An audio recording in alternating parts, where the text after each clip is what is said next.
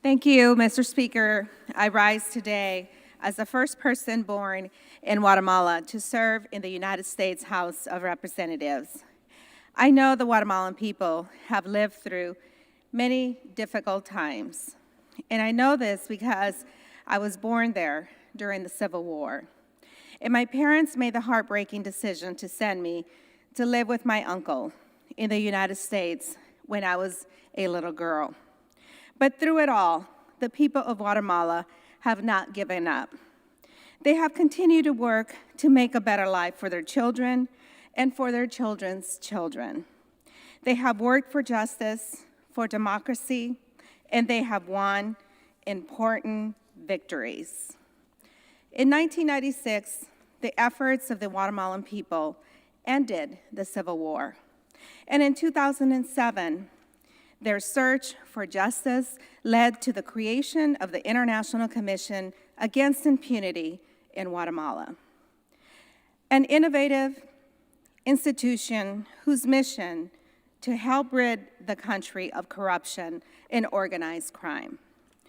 During working with brave Guatemalan judges and prosecutors, CICIG made real progress in improving Guatemala's justice system.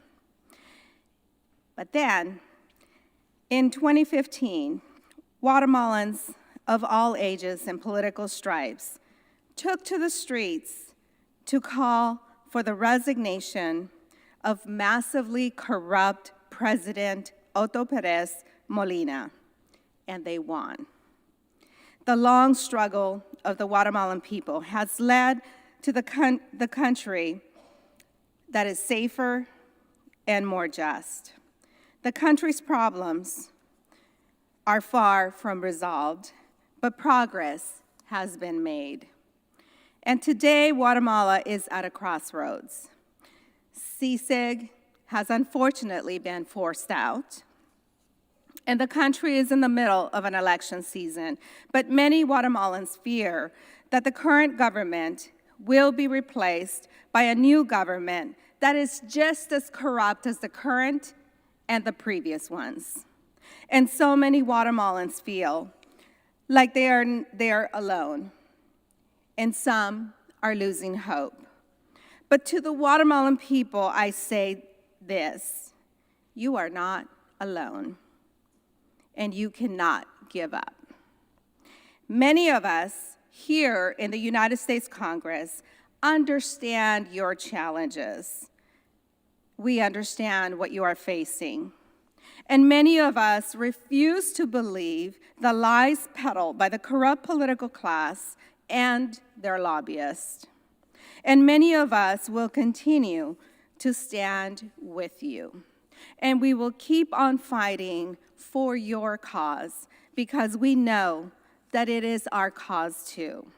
And we know that a more just and democratic Guatemala is only in the best interest of ours as well. And we know that you want for your children the same thing that we want for our American children. And I am confident that one day Guatemala will have a government that is worthy of its people. A government that works to advance justice, not to undermine and eliminate it. And one day, the United States government will once again support the fight against corruption in Guatemala. And together, as partners, we will work toward a brighter and more prosperous and more democratic future. So in closing, I say to my colleagues, we cannot give up on the Guatemalan people. And to the Guatemalan people, I say, do not give up on your future.